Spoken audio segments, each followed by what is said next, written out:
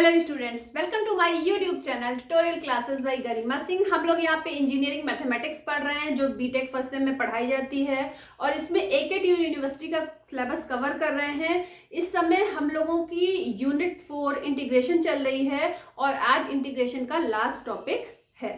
तो आइए देखते हैं, 2 मार्क्स में ये क्वेश्चन पूछा जाता है, change the order of integration. ठीक है, तो इसमें हमें इंटीग्रेशन का जो ऑर्डर है उसको चेंज करना है। dy है, dy की जगह dx और dx की जगह dy करना है। तो हमारी ये limit, lower limit, upper limit भी इन दोनों के लिए क्या होगी, चेंज हो जाएगी। इसमें कहीं भी नहीं लिखा है कि इवेलुएट करना है या फाइंड करना है, कुछ भी। केवल हमें क्या करना है, change the order of integration. ठीक है, तो सबसे पहले जो हमारी गिवन लिमिट है उनको हम देखते हैं।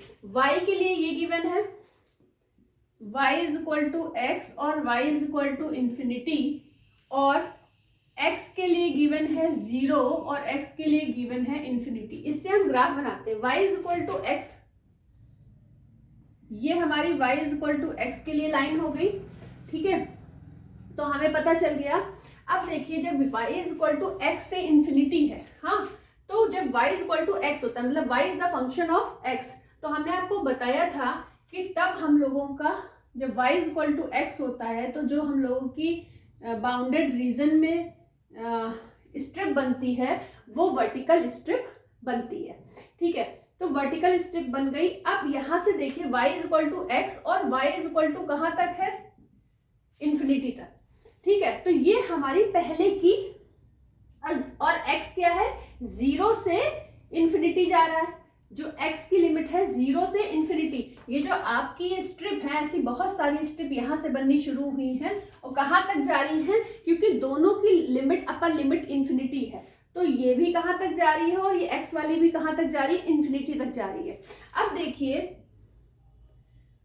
ये x हो गया, ये y, क्योंकि हमें क्या करना है, ऑर्डर चेंज करना है इंटीग्रेशन का।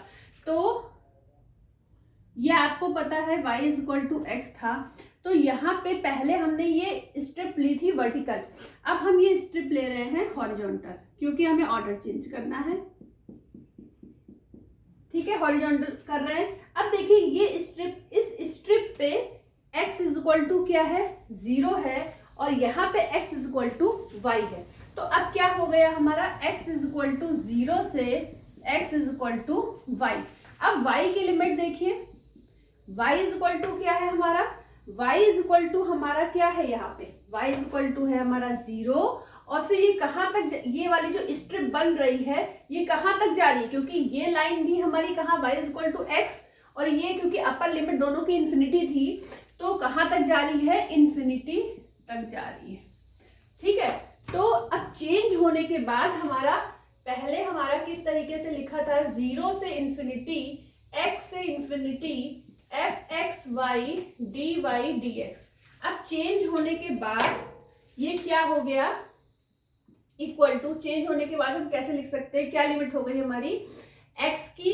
अब हमें क्या करना है, fxy dx dy, पहले dy dx था, अब dx dy कर दिया हमने। क्यों, क्योंकि हमें change the order of integration करना था। अब हमें dx की पहले लिमिट लिखनी है, dx की क्या है, 0 टू y है, और उसके बाद y की क्या है, 0 से इंफिनिटी। y की क्या है हमारी, 0 से इंफिनिटी और 0 से y। तो ये हमारा आंसर हो गया, और ये 2 मार्क्स में पूछा जाता क्वेश्चन है, और ये कितना ही आसान क्वेश्चन है। इसी तरह का एक लॉन्ग क्वेश्चन भी हमने 10 मार्क्स का कराया था, जिसमें कॉन्सेप्ट यही यूज हुआ था, क्योंकि यहाँ fxy की जगह पे कोई वैल्यू लिखी हुई थी जिसको हमें इंटीग्रेट करके सॉल्व करके भी दिखाना था। तो आज हम लोग की यूनिट 4 फिनिश हो गई है इंटीग्रेशन, और नेक्स्ट यूनिट 5 हम लोग शुरू करेंगे वेक्टर अलजेब्रा। तो उसे पढ़ने से पहले इसको पूरी तरीके से अच्छे से तैयार कर लीजिए आप लोग।